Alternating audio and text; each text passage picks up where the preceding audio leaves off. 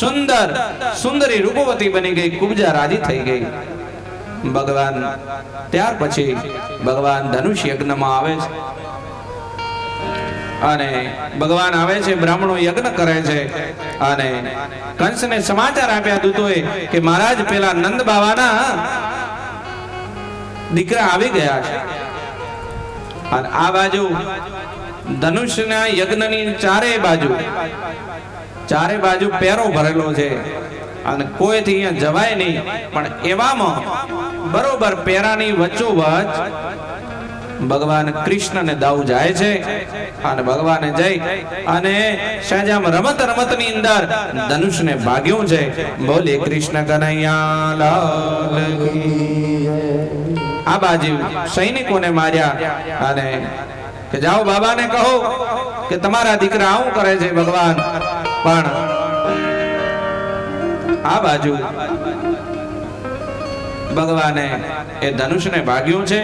આ બાજુ કંસને ખબર પડી કે હવે મારો કાળ આવી પહોંચ્યો છે અને એટલા માટે કરી કંસને થયું કે લાવો કાલે કનૈયાને બજાર આપણા રાજસભામાં આમંત્રણ આપો અને કુવલિયા પીડ નામના હાથીને તૈયાર કરો, પહેલવાનોને તૈયાર કરો અને એને ચગદાવીને મારી નાખો।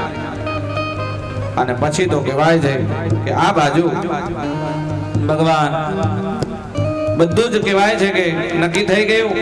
આ બાજુ સ્વજનો કંસ આખો દાડો કૃષ્ણ કૃષ્ણ કૃષ્ણ કરે છે, બસ ઊંઘમાં જાગે તો હમણાં કૃષ્ણ મને મારશે, રાતે અચાનક જાગી દોડવા લાગે હમણાં કૃષ્ણ મને માર, ચારે બાજુ એને ભગવાન દેખાવા લાગે। વાલા એટલા માટે તો કંસ અંત સમય ભગવાનમાં જઈને ભળી જાય છે। ત્યારે મહાપુરુષો કહે છે કે આ આટલો બધો દુષ્ટ હતો તો પણ ભગવાન તમારામાં કેમ ભળ્યો? ત્યારે ભગવાન કહે છે કે રાત દાડો ઉઠતો આખો દાડો કૃષ્ણ કૃષ્ણ કરતો હતો, આખો દિવસે ભગવાન પછી મને કૃષ્ણ હમણે મારશે એટલા માટે ભગવાનમાં ભળી ગયો। અને પછી તો કહેવાય છે કે આ બાજુ બીજા દિવસનો સવાર થઈ એક મહામંચની તૈયાર થઈ, ચારે બાજુ માણસોને ગોઠવ્યા છે અને કંસે કીધું કે બરાબર મલ ખુસ્તી કરો અને બે ભાઈઓને આમંત્રણ મળ્યું છે અને ચાણુર અને મુષ્ટિક નામના બે મલને તૈયાર કર્યા છે કંસે। અને આ બાજુ કહેવાય છે કે બે ભાઈઓ આમ નીકળ્યા ત્યાં પેલો કુવલિયા પીડ હાથીને મોકલ્યો, બરાબર મદિરા પાવીને મદમસ્ત કરીને મોકલ્યો છે અને ભગવાનની સ્વાગત કે ભગવાન કે મારું સ્વાગત કરવા આવે છે। અને બે ભાઈઓએ એવો ધક્કો મૂક્યો કે હાથીનું મૃત્યુ થઈ ગયું। બોલીએ કૃષ્ણ કનૈયા લાલ કી જય।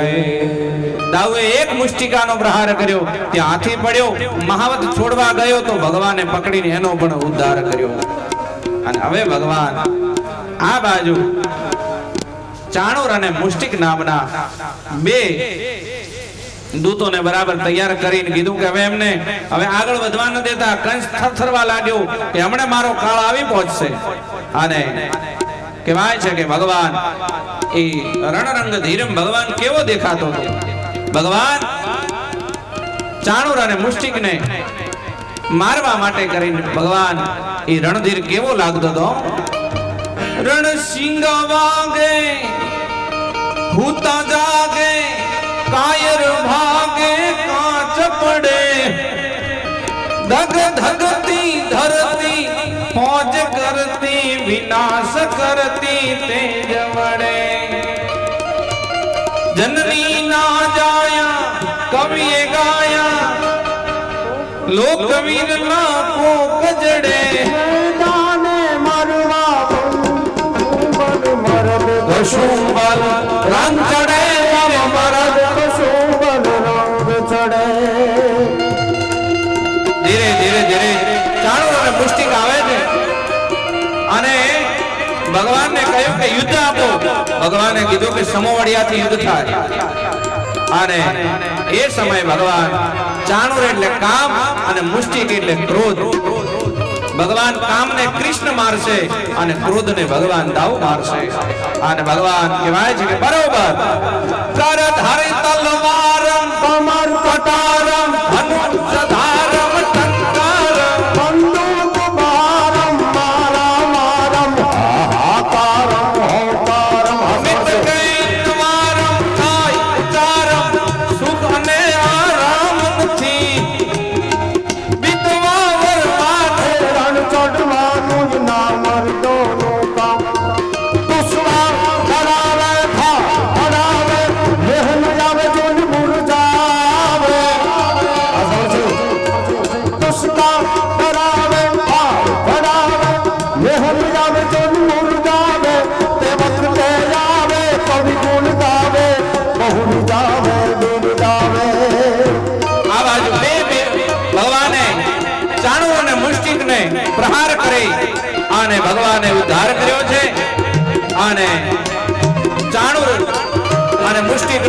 ભગવાને ઉદ્ધાર કર્યો.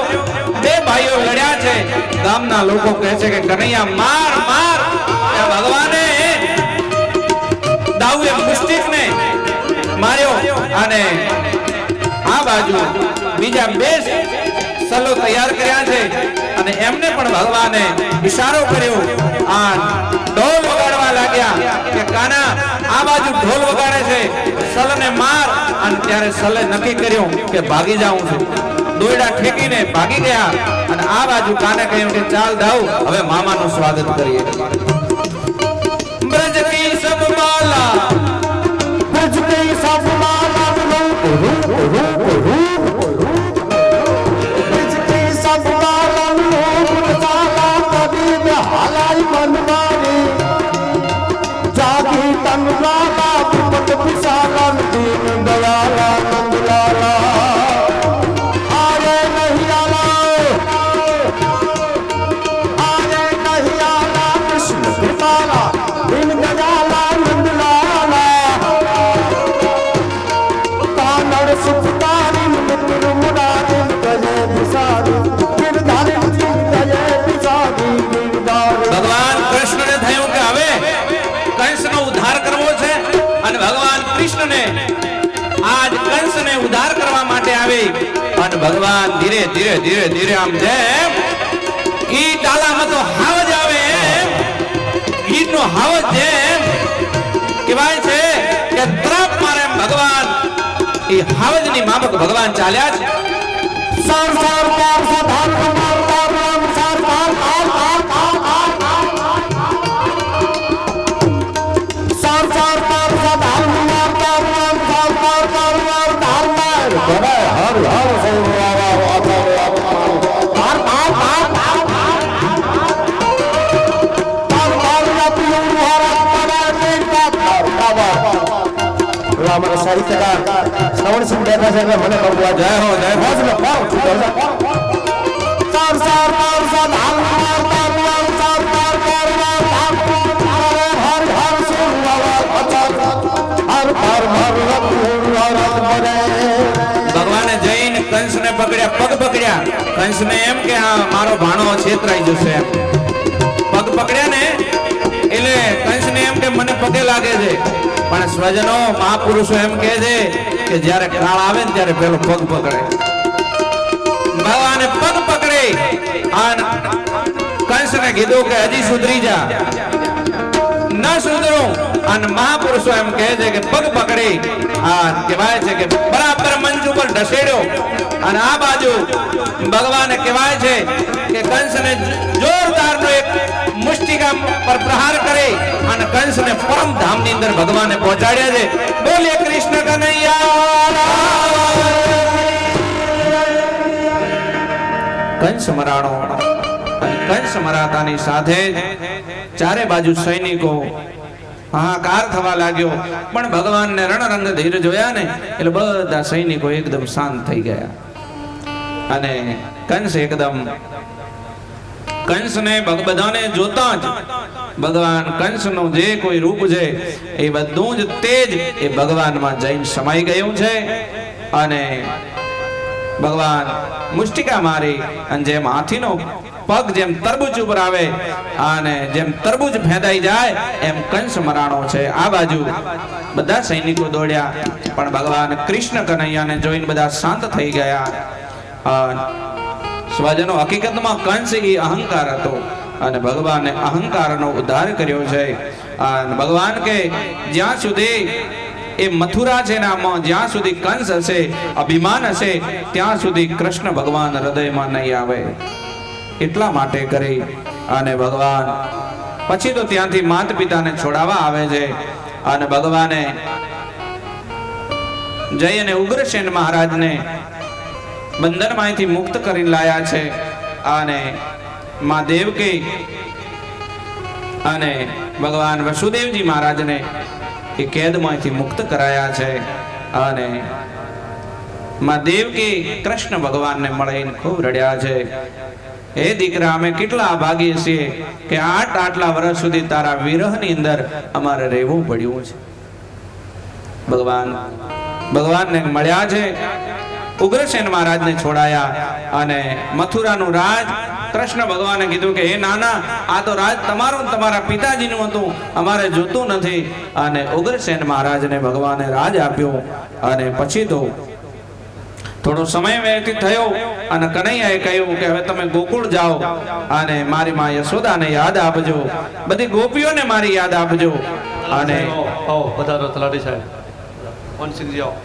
મહારાજ સખીઓને કહ્યું કે તમે જઈ અને બધા ગોવાળીઓને કીધું કે હવે કંસનો ઉદ્ધાર થઈ ગયો, હવે તમારે બધા પોતપોતાના સ્થાને જાઓ.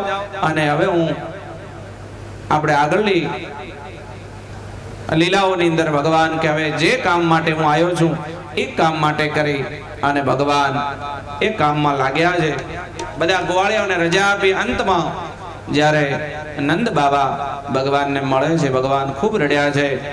અને ત્યાર પછી તો